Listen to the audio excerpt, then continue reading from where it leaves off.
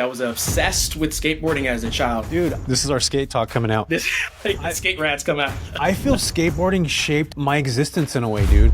This is a gem that I'm gonna drop right now. Amazon fulfillment centers, if you're able to find out where those are being built, Amazon does research like you have no freaking idea. I'm gonna be an NBA star in the next 3 months. And the guy's like, you never even played basketball before. He's like, yeah, I did, but I know I can in my mind. And we can call this crazy, we can call it obsession. Like, he thinks he could do whatever he puts his mind to. Like, actually believes that. Yeah, I think you have to participate in the delusion.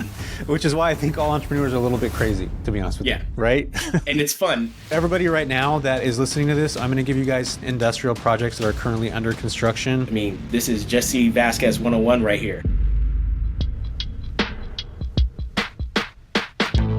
Welcome to the JV Podcast. I'm your host, Jesse Vasquez. What's up, everybody? Welcome back. I'm super freaking pumped because I have one of my good friends, Mr. Dotson, here with us today. Mr. Dotson is over in, where are you at right now? Nashville, bro?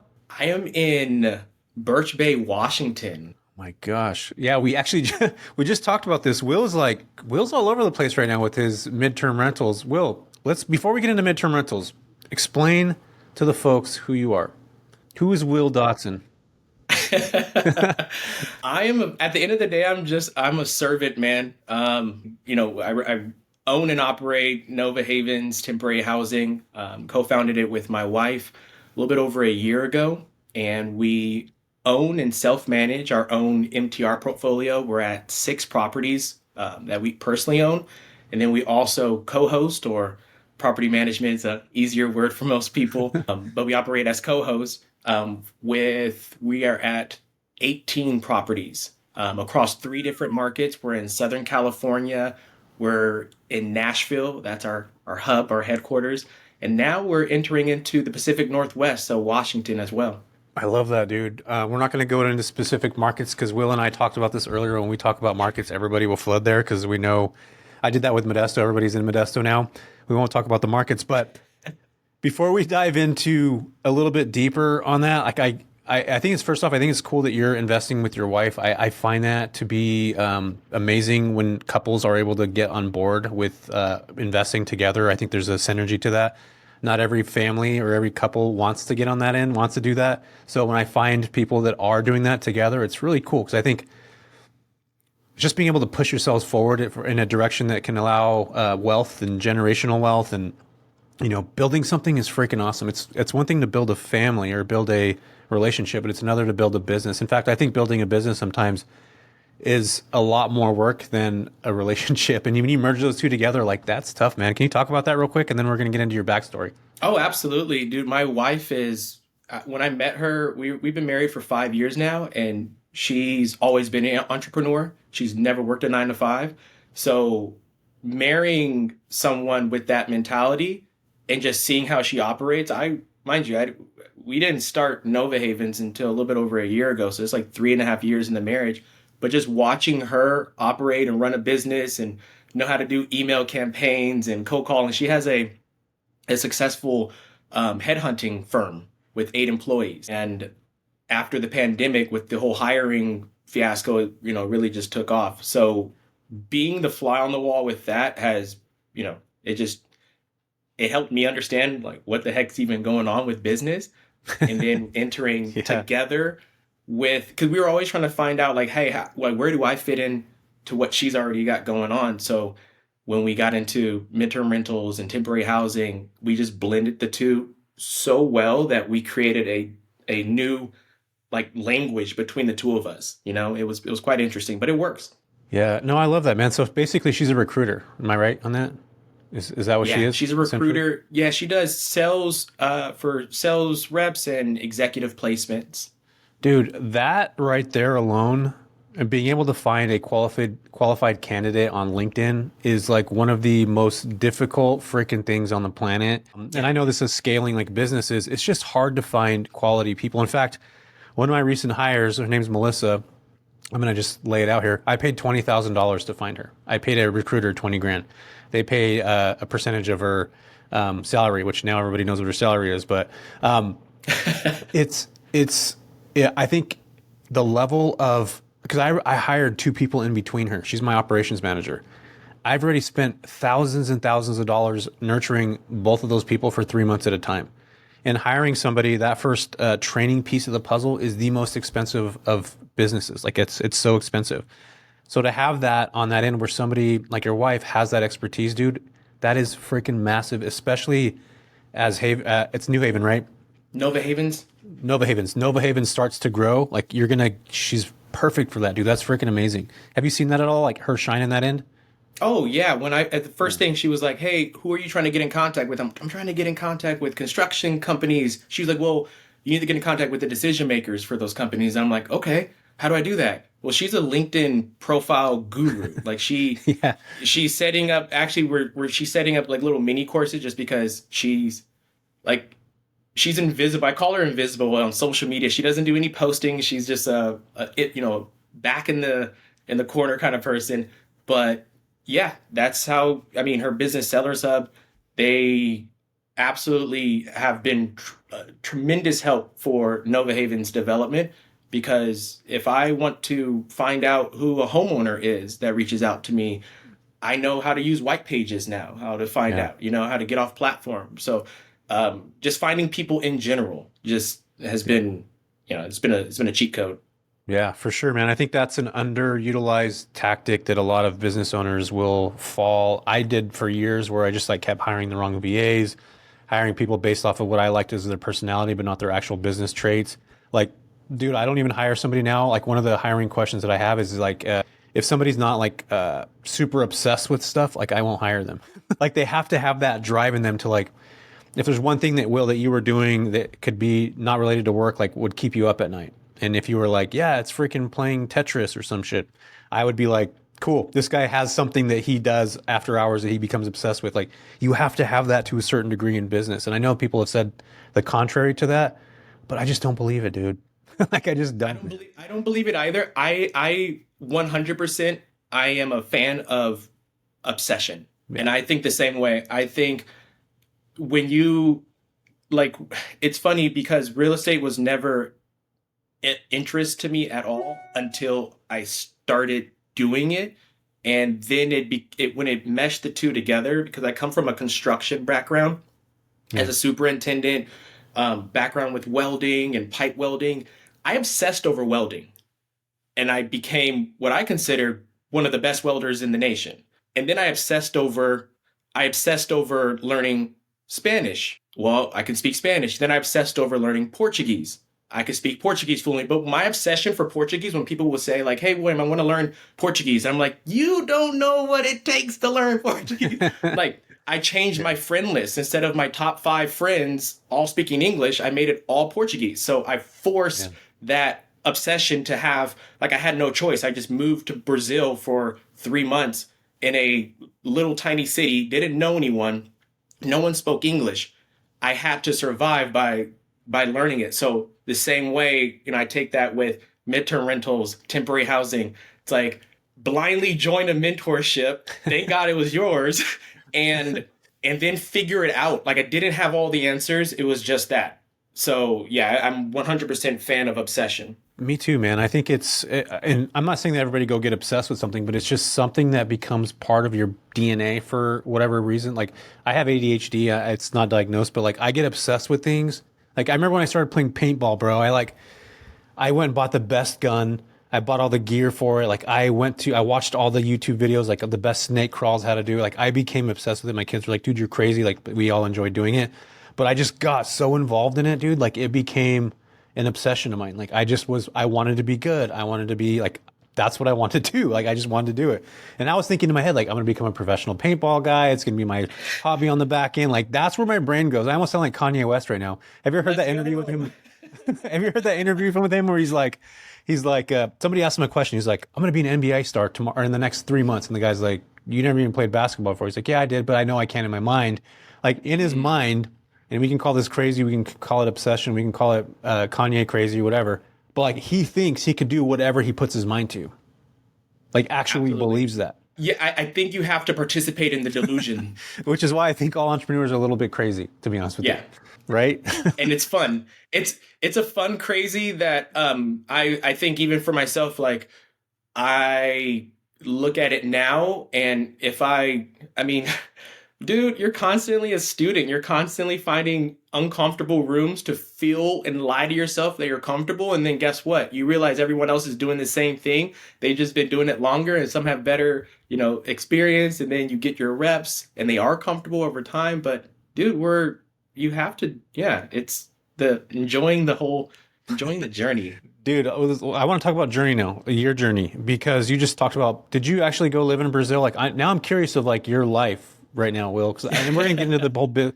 I know we're kind of jumping all over the place, but like I love talking to people, finding out their actual like story, like how they grew up, what their thoughts were, and how they ended up being to this position. Like, because I look at you as a very successful entrepreneur in the real estate space, real estate just being the vehicle, but the business side Thank you, brother. is you actually thinking like a business owner. And I think a lot of times with temporary housing or midterm rentals or short-term rentals, whatever you want to call it, people will look at real estate and they attach that real estate to their business. But what we're doing is real estate and then a totally separate business that can be sold in time. So let's talk about, Will, you're born and raised, I'm assuming here somewhere in, where were you born and raised? And let's walk through your story real quick. Born and raised in Southern California. SoCal guy, look at you. Grew up skateboarding. Actually, I was obsessed with skateboarding as a child. So, the Brandon Beebles, the Nyjah Houstons, and dude, it was actually one of the videos I was watching of yours where you were talking about a kickflip and that obsession. Dude, I would stay in the garage just flipping on a board with no wheels or trucks for hours. Yeah. But that was my childhood. I grew up a skate kid from SoCal.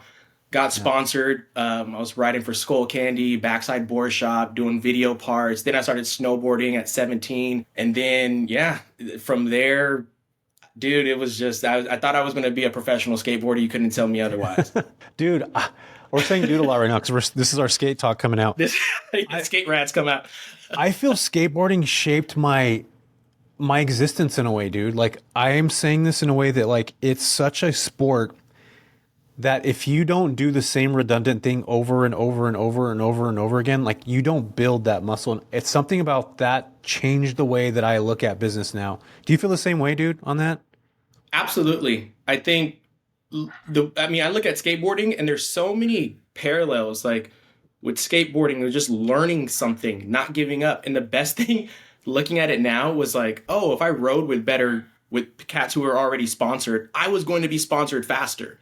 Because they knew the person, they knew what tricks got their attention. They just had the cheat code. So it was like, ever since I was a skate rat, like I had a mentor. I always rode with older kids. I always rode with the ones who were doing the rails. They were like, hey, Will, start on the flat rails. Start on the square rails. Don't start on the circles yet. Okay, cool. I went and got me a little mini rail. That's actually what taught me how to weld. Because all I wanted to do was I wanted to make better ramps and better rails. And so I was like, oh, how do I connect metal together so I can make skate rails? I need to learn how to weld.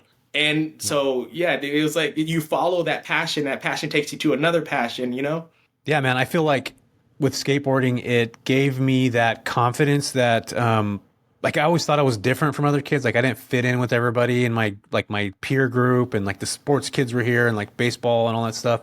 I gave that up, and skateboarding kind of gave me this freedom of like artistic expression. Like we see it now with like baseball players, right? Where you have a certain baseball player that go up and he'll have like a certain way he bats, and skateboarding is the same way. There's a style that is built into like the Chad Muskas or like these certain people that you can watch a shadow.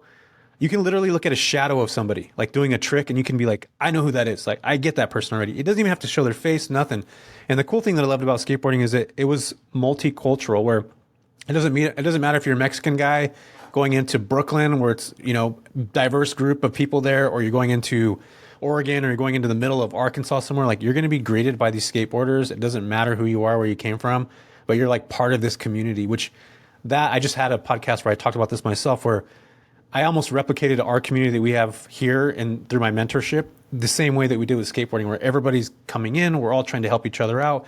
It's that little tweak and just of information of like, hey dude, your foot on the board is here. All you need to do is put a little bit more pressure on your back end and move your foot a little bit more on this angle, and you're going to make this work. And it's some person that you never met, that you happen to walk in the first time on a, on a floor or in the back of a freaking store, wherever you skated at, and like somebody might be there and they might just give you this little tiny tweak, and it's like this community that gives that. It's so cool, man. I really love that about skateboarding. Absolutely. And I love what you brought out too, the community, because I mean, at the end of the day, that's to me has been key to any kind of success that I've ever had. When I started skateboarding, I had a community of skaters. Majority were Yeah. better than me, way better than me. I didn't Yeah. even feel like I belonged in those rooms, but I stayed in them and I got just as good, if not better than them. And then same thing with learning languages. Duh, I'm gonna start off talking like a 2 year old or 2 month old. But then same thing with the community that you put together. When I joined your mentorship, brother, I walked in there with people who had like their own Facebook groups and dozens of properties and already knew everything. But I can name off tons of people that have helped me. But it was not being shy in the group, Yeah. actually actually, asking like, hey, I want to add value. I'm going to get there eventually. Thank you so much for your help. And so many people are so kind to help. But no, you've curated a nice group. Uh, that community is just that. They taught me how to do my first kickflip, so to speak.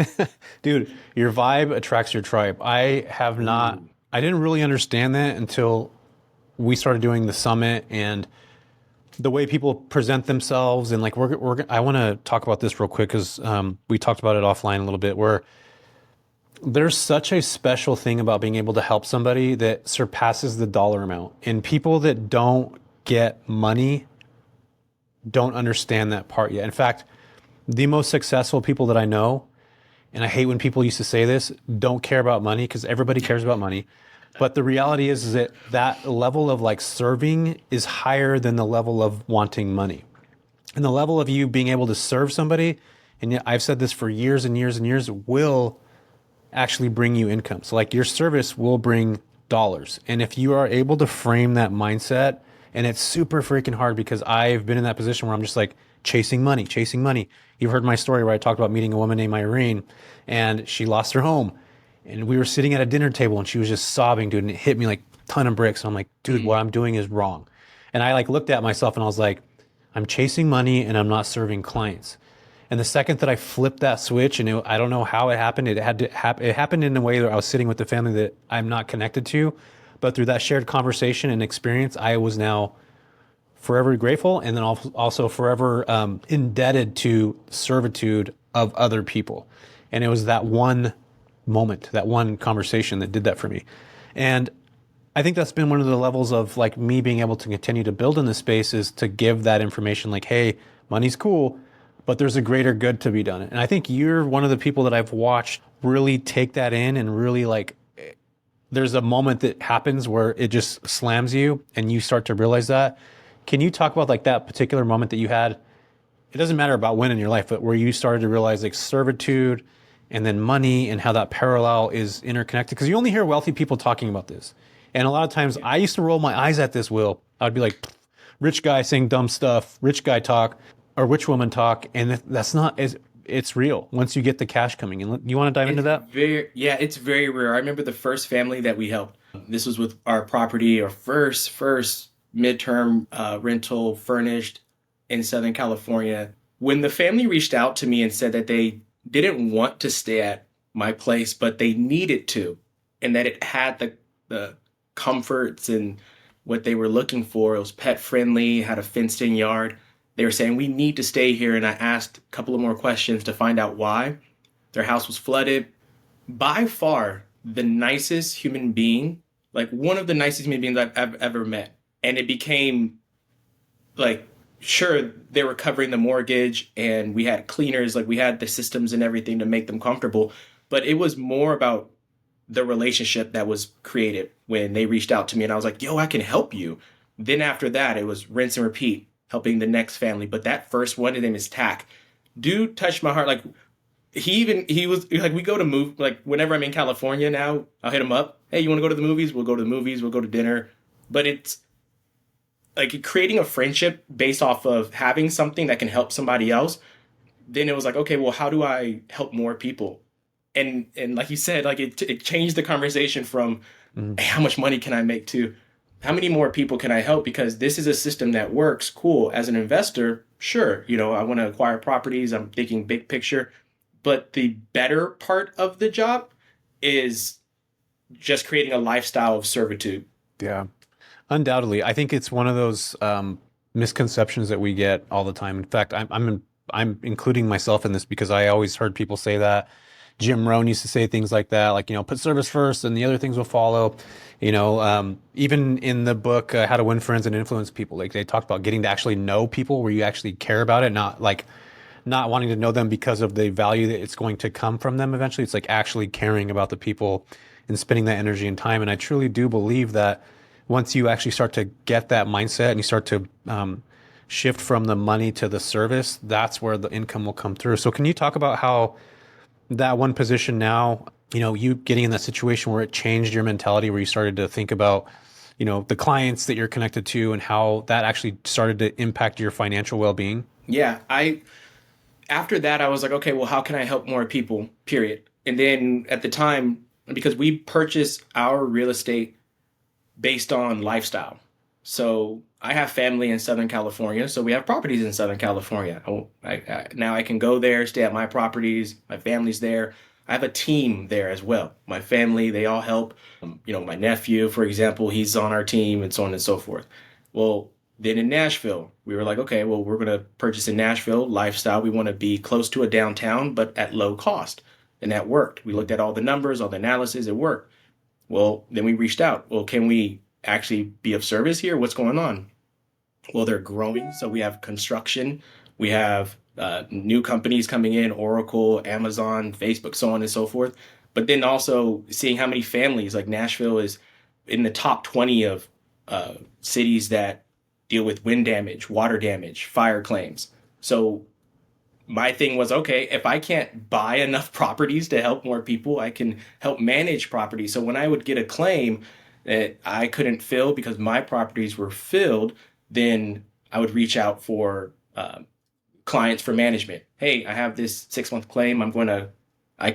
This is my company, Nova Havens. Not only do we offer a concierge service and we offer cleaning service, we offer X, Y, and Z, but we also offer management services. So that's what started building our portfolio. We scaled fairly quickly in Nashville, not only buying personally, but also just onboarding co-host properties to manage. And it took off from there. Dude, I love that. You just brought something up right now, and I'm probably going to screw everybody's. This is a gem that I'm going to drop right now. Maybe you do this. I don't know. I haven't talked about it yet. I mean, I have talked about it, but to my group only. Amazon fulfillment centers, if you're able to find out where those are being built and there's a space online that you can go see this, Amazon does research like you have no freaking idea. They do basically a research on growing markets, trends, growth in the market, job growth, amount of income coming through, how many people are in that market, where they expect to see in the next 10 years. So you know how Starbucks does research on they're very specific on the corners they pick, like how much traffic comes by. And you'll see businesses that will be like, I'm going to open up a laundromat that's going to be next to this because that's how much traffic flows through there. So Starbucks is like the best at doing this. And you'll see businesses pop up based off that. Amazon fulfillment centers are the exact same thing, folks. Like if you guys are looking at building a business and you're wanting to go specifically after midterm rentals, especially if they're building from the ground up, that is the research that will be done for you on a market that's going to be growing, that if you give it time and you start doing the actual real estate work, will show you that has opportunity for growth. There's jobs that are growing in that market. And the job with the Amazon fulfillment center isn't just what's going to allow that city to grow. Cause like a lot of old towns will have one type of steel work or something. And that's the only job that, represents that market. Amazon does the opposite of that. They want to make sure there's a tenure of different types of growth that's happening within those cities. Has that been something you've been looking at too, Will? Or I know you just kind of mentioned that a second ago, but did I just drop some gems right now that we might be able to share with the folks? Are you doing that same kind of thing too? That's a fantastic, Jim. What I've been obsessed with is the Frappuccino effect with Starbucks. So a lot of the properties that we purchase, I first make sure there's a Chipotle and Starbucks within that area. And yeah. I'm like, well, how far away is it? Because they said it's actually, goodness gracious, I don't know the exact percentages, but it's studies have shown that properties purchased around a 5-mile radius of a Starbucks actually appreciate greater than the surrounding properties and so on and so forth. I think they call it the Frappuccino effect. But that's a great tip for the Amazon. I'm definitely going to put that in the bag. Bro, it's one of the best strategies that I've seen. In fact, one of our students, Christine, who you know in our group right now, just landed. She had 14 units that she got in, I'm not going to say the city, but in Mississippi somewhere, a warehouse being built, a fulfillment center being built. And she arbitraged 14 units in 2 weeks, got them completely booked, and is now arbitraging another 14. And just That's for everybody amazing. in, I know it's freaking amazing. So everybody right now that is listening to this, I'm going to give you guys 10 industrial projects that are currently under construction. Actually, I'm only going to give you five. Austin, Denver, urban Philadelphia, and Syracuse in Richmond, North Virginia. All of those places have Amazon markets that are continuing to be built. In fact, Tesla just mentioned moving a ton, the Giga Texas, which is the 4 million square foot building that's going to be built in Texas because they're moving the locations from Fremont, SpaceX in California. They're moving it all to Texas, right around the Austin area. 4 million square feet. So you know that this project site is going to be several years, and that is like a massive opportunity to grow in the midterm rental space. If you're thinking like a business owner and you have the mindset to continue to go into that, which we're going to talk about right now. Like I want to get into that part of the puzzle. What do you think about that though, man? Will, about those giga centers and specific industries like that? Dude, that's fantastic. The first thing I thought of is how can I serve whatever they got going on? So serving is a solution, right? You're coming in and my pitch would be just that. Where are you guys housing your workers, your teams, what's going on? Oh, we're using this extended stay. Perfect. How Mm-hmm. many people are we talking about? What's the duration? How can I serve you guys best? Okay, you're going to spend X, Y, and Z a month. I mean, this is Jesse Vasquez 101 right here. Yeah, and look this up in your market, Nashville. Project Sam. When you get a chance, maybe we can even do it right now as we're talking about it. But that was one of the projects that I saw that was coming into Nashville. It's an Amazon center, and there was, I think it was almost 4 million square feet too. Massive. So like people that own multiple properties or that are connected to Wow. the communities that have a lot of properties, this is corporate housing. And what I'm going to go into right now is a lot of us have always talked about insurance claims, and those are really awesome because you make a lot of money and blah, blah, blah, blah. You get to serve a lot of people. But I find it, and this is something I've been pushing a lot over the last 6 months, the last year, but really hard the last 6 months, is to not put all your eggs just in one specific type of basket. Because when we say midterm rentals, temporary housing, corporate housing, those are all just little sectors of what I consider midterm rentals. And midterm rentals is not a new thing. It's been around forever, right? Corporate housing has been around since the 50s. It's old school. But this kind of new wave of investors that are looking for ancillary services that can provide value to people and not being like part of the big boys, like, these big companies have been in corporate housing for 50, 60 years. They own a big amount of doors and properties and things of that nature, where little operators like myself that own, 20 properties, Will's got six, like we can actually go in and make a dent in some of our communities because we're able to serve these clients, and maybe not necessarily on this big, massive scale, but more on the smaller scale. So let's talk about what that looks like right now, Will. Like, if you're a new midterm rental operator and you're coming into the space right now, like what are you actually looking at doing? Like, what's your thought process on that if you were starting from scratch today? Yeah, if I'm going after clients and I'm starting from day one, the first thing I'm personally doing, well, first thing of course is mentorship. I want to get cheat codes. I want to know. I want to fail extremely fast. But for my outreach, let's say I have a property that's already launched on Airbnb and VRBO and Zillow Rental Manager. I'm doing outbound. I'm going straight on LinkedIn. I'm going. I'm looking for what businesses are coming in the area, and just off of that, I've been pretty fortunate with just launching my properties on Airbnb and actually seeing like two or three companies that are just moving in. They'll reach Hmm. out to you.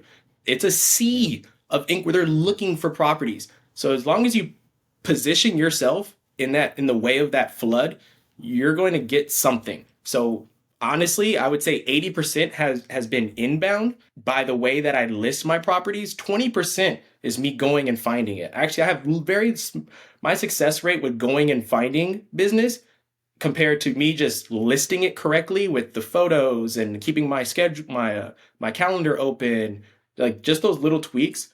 It's that's the lead generation right there, duplicating your listing, like um, knowing who they are. There's a bunch of smaller companies too. Like I get hit up by like small beverage companies. Hmm. Restaurants is huge. A restaurant opening up, if you just type in any, like for metros especially, but if you type in Nashville, Nashville has like 8 restaurants and 4 bars opening up every month. Well, where are they staying at? Those are teams of people, cooks, chefs, bartenders, so on and so forth. So it's a lot of just managing your inbound leads, but creating something that is attractive that they're going to actually click on.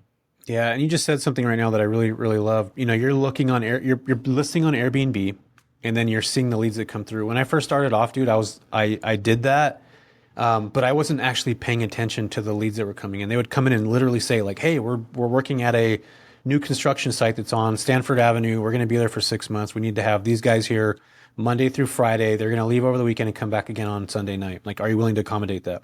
Flexibility, super freaking important. Do you have that? Second off, are you actually paying attention to the leads and their questions that they have that they're coming in? So many of us that have been in this space or that are on Airbnb now will get inquiries that come in. They're like, hell yeah, I got this 3 month booking. This company's coming in. And then that booking's done and they're just like on and done with it. And if you guys are going to take anything from this conversation with Will and I today, where thoughts go, energy flows. So when you start to hear a conversation where Will and I are talking about this, your thoughts are now going to go to that specific referral that gets sent to you, whether you believe it's a referral or not. My thoughts are going there. My energy is now going to flow to that market where I'm like looking deeper. I'm trying to understand it to a different to the complexities to it. Is there different layers to these people that are coming in? Is it just one company? And another hack is just get in your car and freaking drive around. Like literally just get in your car and drive and see what's happening in your own market or whatever market you're going to be investing in. You will see construction that's going on. You will see trucks with out-of-state plates. Like those are really freaking good indicators that something is happening. And I typically see this happening in not just urban markets, like these big metro markets, are also happening in smaller cities or smaller markets. In fact, I think those are the gold mine markets when you're able to capitalize on a Amazon company coming into a certain area or, a Gallo winery that decides like, hey, we have housing for international travelers that are coming every single year. We don't want to look for housing. We'd rather accommodate them. And here's how I could do that for you guys. Like, you can really build something significant with one company and then you just start to scale and go from there. But again, you have to think about it like a business. And this is what separates every single operator that comes into this space because they're not thinking about those little ancillary pieces that are so involved with building a business. You want to elaborate a little bit more on that, Will? Yeah, absolutely. Going back to skateboarding, creativity, right? How many tricks have you just have you seen people just make up over the years because they're thinking like, okay, this board can do more than just a kickflip, a heel flip, an ollie, a 50-50 grind. I could kickflip into a K grind. Like I could do way more. I can mix and twist. So Steve Ballmer said something fantastic. He was like, hey, I got fortunate. I was in the same dorm with Bill Gates. But after that, like the biggest thing was I was the creative person in the room. I wasn't the smartest, but I was the most creative. And that's what took Microsoft and just blew things up. So I love creativity. I love blending things and saying like social media. Dude, I go on Instagram. I follow the influencers of these metros, be it Nashville, be it Pacific Northwest, so Southern California. They're telling me what restaurants are opening up. They're giving me this new restaurant is going to be opening up in 3 weeks. Boom. What's the name? I'm calling them. Hey, manager, who's the decision maker? Where are you guys staying at? Oh, yeah. I've landed contracts from that. On social media, for even on the insurance side, you follow the fire department. The fire department's telling you where the fires are at. Hey, on 3000 block of Oak Street today, there was a fire. Oh, wow. You look up the house as a homeowner, that's numbers attached to it. You could be, and mind you, like I'm not trying to create a flood of people just blowing up these people because, mind you, they've gone through an extremely traumatic, situation. So understanding servitude, like understanding being a servant in that sense, reaching out to them and just offering that if your property is available or if you know how to house them. I've housed at over a dozen individuals and families just from that, and the reaction has been, man, it's been great. But just staying creative in that space and leveraging, all these different avenues of how to get in contact with businesses and people and being able to serve, man, it's been yeah, my business has been really, really, really happy with just that creative spill. What's up, everybody? Thank you guys for continuing to listen to this podcast. I am super thankful, and I hope you like and share this with other people. But before we get back to our guest, I want to talk to you about the midterm rental community that I built. I've been posting and connecting with many people just like you all across the US in a specialized group where we're able to help many of you build successful businesses. In fact, I recently had a student, her name is Christine. She landed a deal with Amazon and World Series of Poker in just 10 months and is building substantial cash flow relatively quick. So if you're looking at getting in the midterm rental space, building a side hustle, getting out of your 9 to 5, or just additional income that you want to bring in your home, please join us in our community because there are people making some huge waves and I'm there to help you guys along the way. So if you want to learn more about this, check out the show notes. There's going to be some information to book a call with my team, but let's get back to this episode. I got a question on creativity. I just read, Rick Rubin's book. It's The Subtle Art of, dang it, I forget the name of the book. Anyway, it's all about creativity. And one of the things he talks about, and I happen to agree with this, is that he believes every single person is a creator, is an artist with whatever they're doing. That's his belief. Do you believe that everybody has the ability to see creative colors and expression like what we're talking about right now? Like we're not talking about artistic. We're talking about in a business mindset of what you're saying right now. Like I'm following influencers and now they're going to make those moves like that. Do you believe everybody has that intuition as a creator to help build their business? I say no. I say no, but because I think everyone has their own special powers and strengths. There's some people who are just born stronger than other people. There's people who are born taller. Like I personally believe you're born with certain natural gifts. Like there's people who are born great singers, so that tells me like your genes are going to tell you what you're really, really good at, and whether you're going to, double down on that is up to you. I love Rick Rubin. I'm a huge fan of Rick Rubin. And I like Rick Rubin, he sees sound, for crying out loud. And you got people like Pharrell, for Kanye, when the way they see music, those people who could see color. So I say for the people who get into this space and don't have that creative, light bulb or that creative gene or whatever you want to call it, team up or partner with people who do. There's people who I'm a big fan of partnerships from the MTR Summit when Cody Sanchez was talking about, equity and so on and so forth. I took that and acted on it. And with even my co-host business, for each of my markets, I have my own properties that we personally manage, but then I also partner with other property management companies where we have 50-50 equity on whatever our structure is for those properties that we manage together. But that's because creative wise, like they're better at certain things than I am, but it's just thinking out of the box.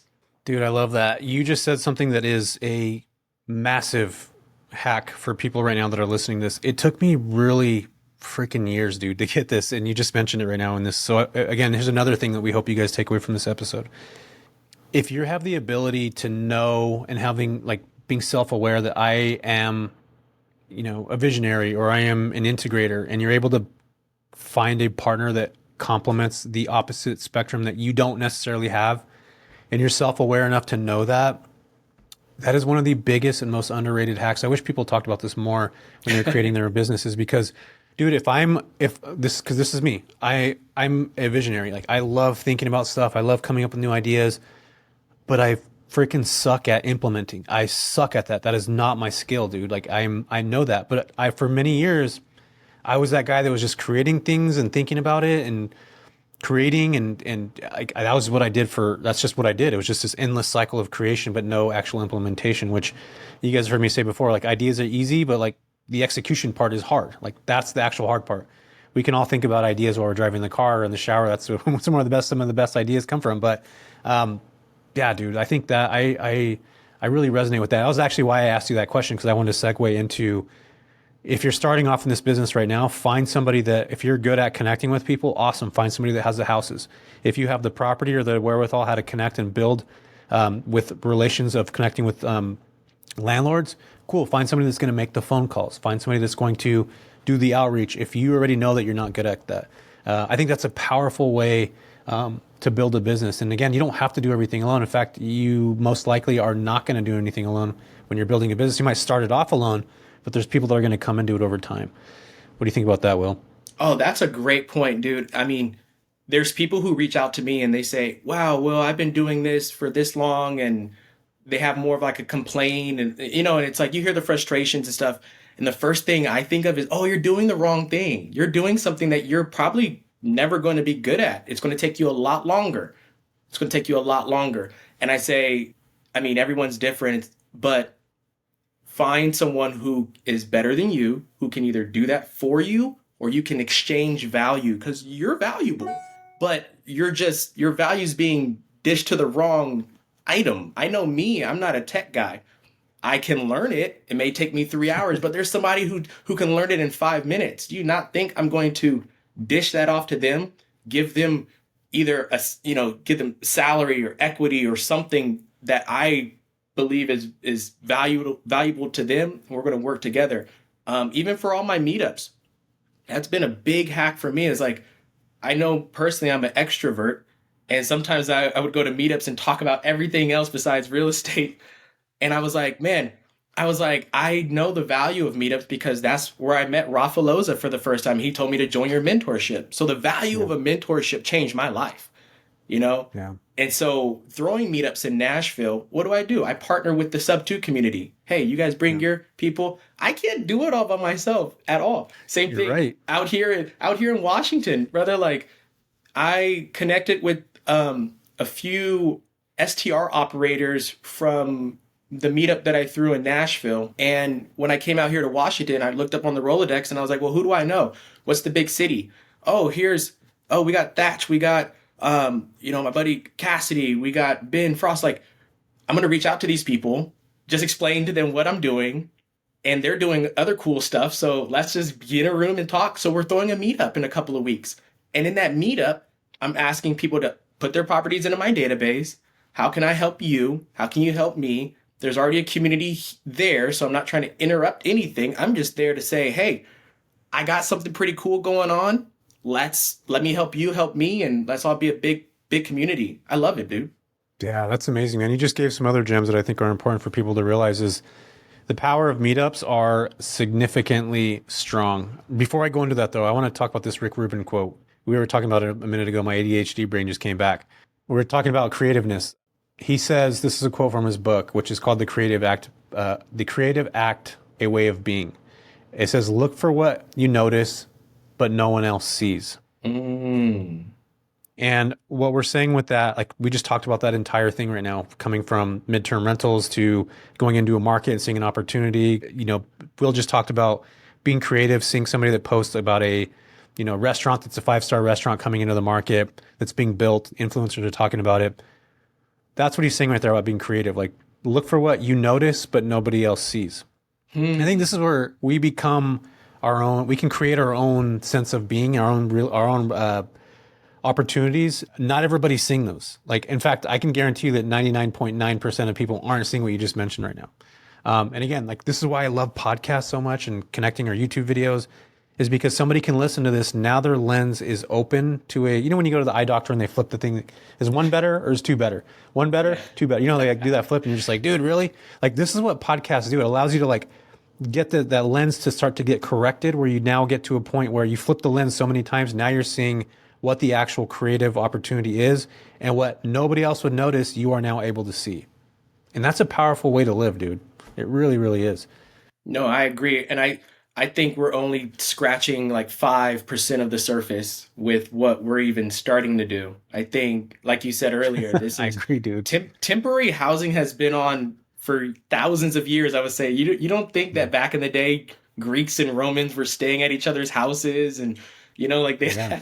like come on, like so when I look at it and I go, goodness gracious, like in different markets you have sports teams, which I know personally, like that's a whole different world, but it exists. And tapping into that, dude, the Rick Rubin, you nailed it. Being able to just take a step back and just saying, okay, where is it at? What am I not noticing? Where can I best serve? Yeah, dude, we're talking about it right now. We're telling you these gyms, Yeah. restaurants, Yeah. bars. Where do you like to eat? Ask the manager. Do you not think that that manager at your favorite restaurant is going to give you 5, 10 minutes of his time and tell you what new restaurants are going to be opening up and maybe even give you the number to the owner? Come on. Yeah. Yeah, but that's the thing is that people want stuff handed to them on a platter. And I believe to be a professional midterm rental operator, when I say professional, I mean like people like you, people like myself, like the Davids, the people that are in our group that have built these super successful businesses, is because they're not just relying on one type of client too. They're doing different things, they're trying different stuff, and they're operating in a way of it's just a total business mindset where they're seeing and noticing that things that everybody else isn't seeing. And I think that's a powerful kind of passage in a way because again, not everybody's a creative. I agree to that. I do think that everybody has the ability to create, but again, leveraging opportunities that other people have that you don't, such a massive piece on like, the winning. It's a hack. It's a business life hack, period. You know Yeah. what I mean? And even like to tap onto that, asking the people that you're working with how your system or your company could be of better service. So you're allowing your clients to create your business system.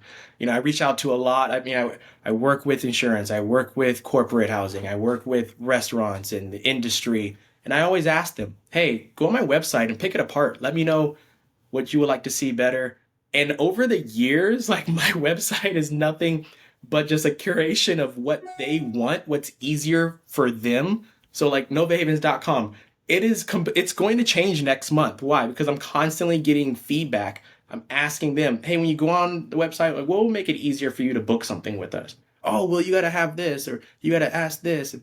That's it. Constantly creating. I love that, dude. Yeah, it's definitely a way to go. And we're giving everybody like now we're kind of jumping around now with topics, but I really like the idea of being able to flow in a way where our thoughts are going. We're kind of meeting them there. So I'm going to redirect this right now to meetups and why they're so powerful. Meetups for me changed my life. Period. Full stop. Whatever you want to call it. If I didn't go to meetups and I didn't start those meetups myself back in my markets back in the day, I was going into realtors' offices talking about my co-hosting business that I was just starting.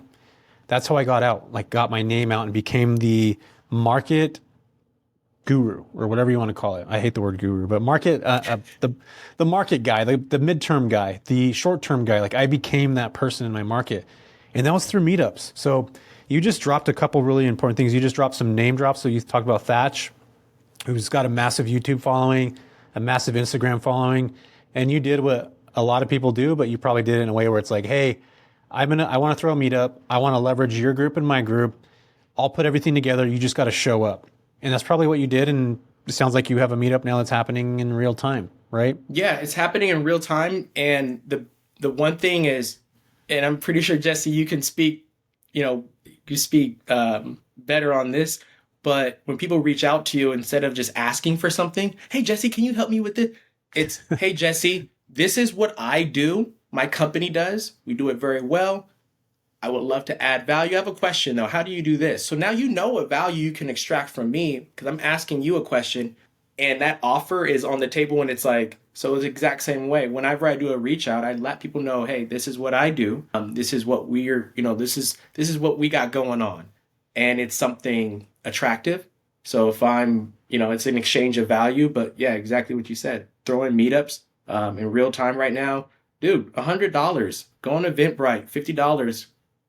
Put it out there. Go on Canva. Make a flyer. Have your friends in your community look at it, pick it apart, go back to Canva, make it up. Boom, boom. The one Jesse, Sacramento throwing it, pad split. Like, just put it out there. Don't think of the people who are going to show up at all, right? Don't think of that. Don't think of, oh, is anyone going to come? You're already thinking of the failure. I'm thinking of, man, even if one person showed up, that's the one person that I'm going to spend. That's it. All I need is one person. All I need is one person, Jesse, to have a great conversation. More people, the better. Will, the problem is that most people, and myself included in this, publicly failing like that is a massive ego blow. When you're like, I'm going to put something on, I'm starting a business, I'm going to do this, and you're publicly announcing it, and then your neighbor shows up at your event, or maybe they're eating at the same restaurant you're at, they know what you're doing, And guess what? It's you and me. And those are the only people that showed up to the event. And a lot of people are worried about that whole process. And it's so hard, dude, to get out of that mindset of like caring about what other people think. And like, I still care about what people think. I still read every comment that comes in on my YouTube channel. And trust me, they're not nice. I read them all. But there comes a point where you start to look at like, these people aren't paying my bills. They're not actually in charge of my life. Like there comes a point where you have to start to realize that what you're doing, only you could build and nobody else is going to help you do that. And the perception of that other person giving you that, it's your own mind that's making that happen. And you're right, dude. If you have the ability to think about it if I'm able to just to impact, and I'm saying impact, let's maybe even take it back further. If I'm able to only connect with one person and they're able to see an idea through that and create something for themselves, whether that's, mutual or shared, or they're able to start a different path and maybe help people, like you've already done your job. Based off of God's word, it's like you're here to do something to help other people. And that's exactly what's being done, even if that one person shows up. But it's hard to have that, man. Did you have that mindset? Where you were stuck? I didn't have that mindset in the beginning. In the beginning, because I was trying to figure a lot of stuff out, I got into that analysis paralysis for about, I would say, like a few weeks. But then what helped me get out of it was what my career in welding really helped me with was, if you make a mistake, you have 2 minutes to be frustrated, and then the rest of the time you fix the problem.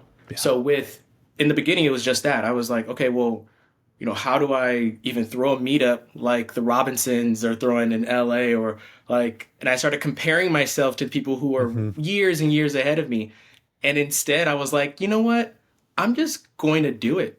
Yeah. And the first one is going to be the first one. It's going to be a story I'll tell and I'll laugh about later. So that's it. I keep them very simple. I don't have extravagant balloons and all that stuff. My wife was the one who told me that. She was like, I know people who are extremely successful in life that you don't even know who they are. They have no so she was like, instead of creating this big elaborate and spending, my budget for my first meetup was $2,000.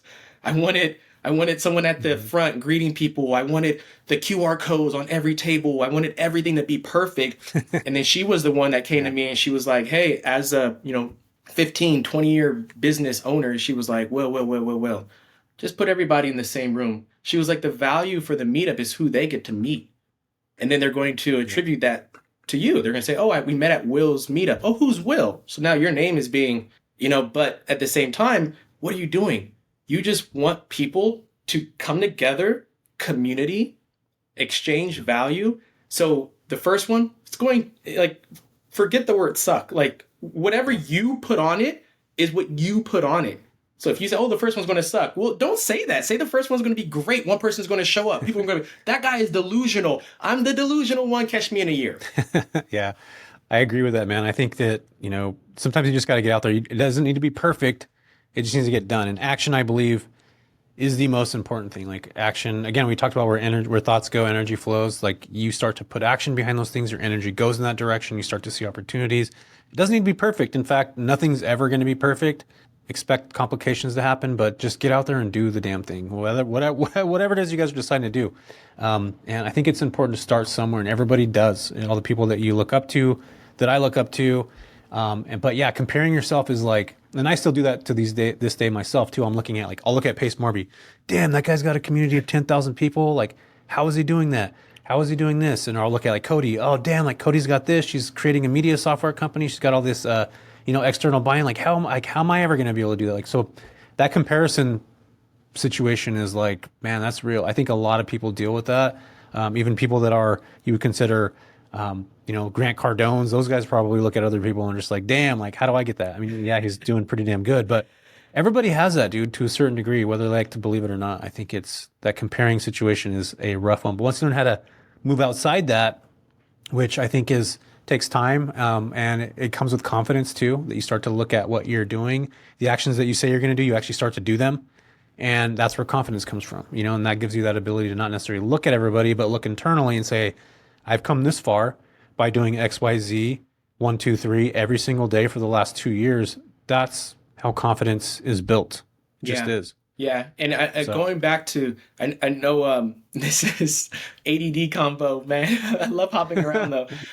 But going back to what you said about starting off in the MTR business, because let's face it, there's a lot of people who, are interested in it. There's a lot of long-term um, uh, traditional investors who are entertaining it. At least a lot of my clients are like that, yeah, especially in Nashville, where they're asking more questions and they're curious about it. They just don't know how to start. Well, you start by reaching out to someone who's already doing it, period, yep, right? You reach out. So there's the Jessies out there. There's plenty of people out there. Go on a Google search and type in these words, they're going to pop up. Once again, not having everything perfect, but godly, man, I can't express the oh my God, I can't stress it enough. Like if you don't have a community, you're going to fail longer. yeah, You're going to fail, but if with a community, you're just going to fail faster. So failure is going to happen. It's not a if, it's a when. You will fail, right, but you're going to fail so much faster by just being in a room with people who are willing to give you that hand. Like, for example, shout out to Claire in our group. Goodness gracious, dude. She joined our group. yeah, Like, I send audio messages to her daily. Why? Because she is an yeah, action taker. And I know people who right, take action, they don't waste time. So when she reaches out to me in my brain, she's an action taker. I'm thinking, oh, she's not here to waste my time. How can I help her? And it's mutual. Hey, Will, I got this. Hey, Will, I got this. yeah, Oh, no, Claire, do this. Boom, boom, boom. Like she's, so it is what it is. But you got to yeah. be in those communities to get started. Yeah, no, I totally agree, man. I'm a big advocate of joining communities. I mean, I look at it this way. If you want to learn about midterm rentals, yeah, I've been doing that for the last 9 years. You're stealing my 10,000 hours coming into it. You want to learn about, buying boring businesses? Cody spent probably more than 10,000 hours doing that. You get to go into that community. You got to pay for it, right? It's an investment. I think most people get stuck on the idea of like, man, this is expensive. That mindset's hard to get away from if you don't have money. And even if you do have money, it's sometimes going to be you have to get out of that mindset, but you're going to learn the hours that are going to allow you to teach that. And I think this is where confidence comes in. I just paid for a $75,000 mentorship. My family's like, you're an idiot. That's stupid. Would ever do that. I'm doing that. And you know why? Because I know that I just spent $75,000 and what I'm going to learn in that is going to 10x. I'm going to make $750,000 out of learning something that's going to cost me 75K. And the relationships that I'm able to make in there, that's the added bonus to the income that I'm potentially going to make. But from what I'm learning in this space for paying 75K, I know from my self-confidence in acting like Kanye right now, obviously, like I'm not going to say I'm going to go be a basketball player, but I do know that once I get the material and information that I need to be successful, I'm going to take that and I'm going to apply it and it's going to turn into a dollar amount over time. And I think people don't have that confidence yet. And it takes time. It takes time into like, if you say you're going to go to the gym every day, 4 days a week, and you don't, your confidence level drops. If you say you're going to make these phone calls, so you're going to call these companies and you only make 2 calls, you said you're going to make 10, your confidence level drops. If you say you're going to, get in better shape for your wife and you don't get in better shape for your wife, your confidence goes down. Those little tiny things that we do every single day are what build confidence, not only in business, but personal. And so many people That's overlook it. that. No, dude, you nailed it. One of the things I remember when I wanted to lose 10 pounds, I know how to work out. I know very well. I've been in shape plenty of times in my life, but I wanted to lose 10 pounds. And I knew that my mindset at the time, I was too busy. And so what I do, I hired a trainer. And that trainer would call me at 5 a.m. Hey, Will, where you at? I'm like, oh, so having that accountability, like, so it's the same thing. That trainer was expensive.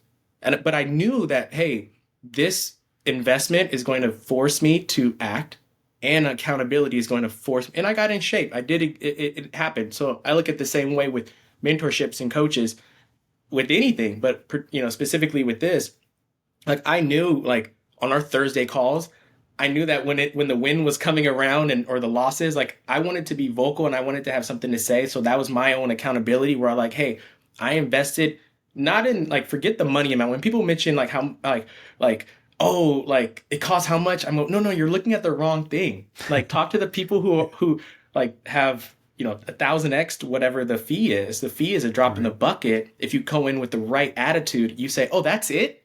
That's the people I like to talk to. They go, oh, that's all you're charging? Because you're in a room of people who are saying like, oh, like you should be able to make that back fairly quickly if you do it the right way. Matter of fact, here, just hop on a call with me. I'll tell you exactly how I did it. I love that. Will, I know we're coming down to the hour right now.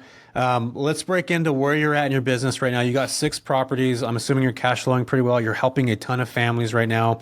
You're continuing to build in the west side of the world right now. You're in Seattle, or you're over in Oregon, Oregon's freaking amazing. I love that market. I think it's great. Washington. Washington. Sorry, my bad. Well, you're in Washington, so you're over. Okay, never mind. You're on the other side. Okay, so where are you at with your business right now? Like, what's happening? Let's get into the nitty gritty. So right now, I'm in the middle of a renovation here in Birch Bay. I'm going to mention that city because it is a small city of 4,000. The reason we came here, for example, was we looked it up on Airbnb and there was nothing available for monthly stays. And the only things that were available were so bad that not even like my wife is the one who curates so much in my life that she was like, I wouldn't stay at any of these, even for half the price. And I was like, oh man.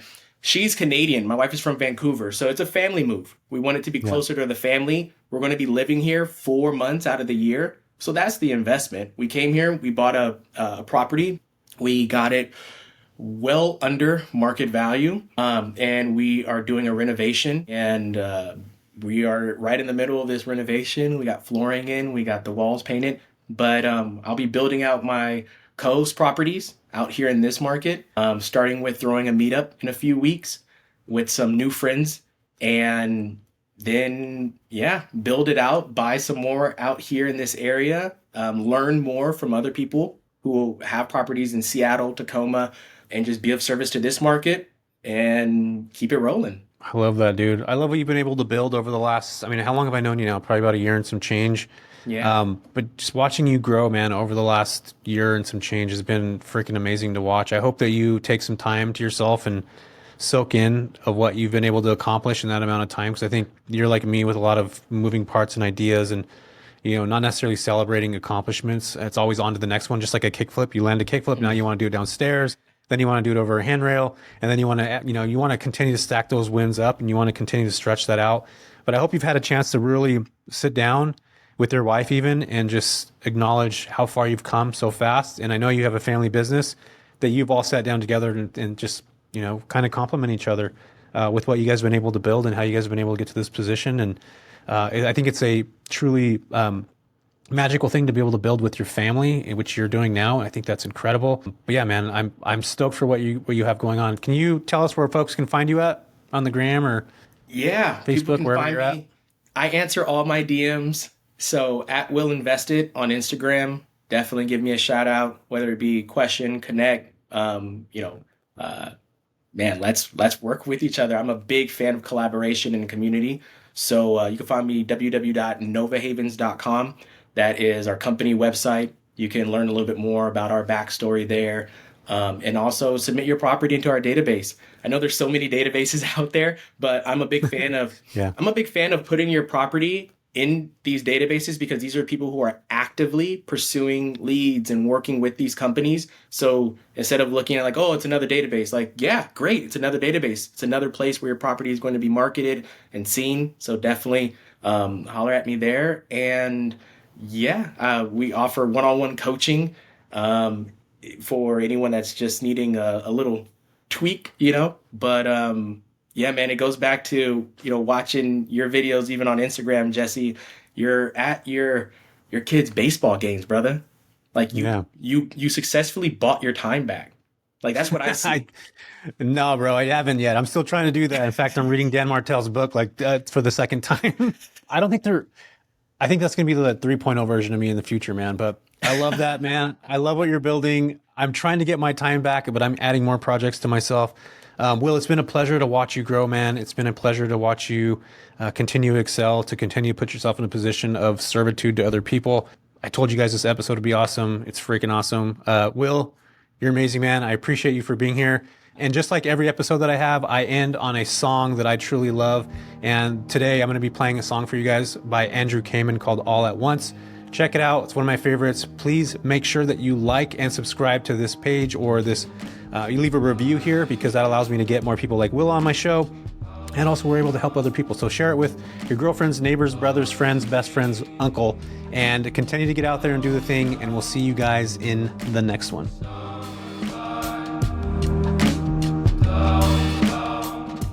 Thank you for listening to the JV podcast. I'm Jesse Vasquez, your host. I appreciate you for listening. And if you could do me a huge solid, go like and subscribe to this. This helps us tremendously.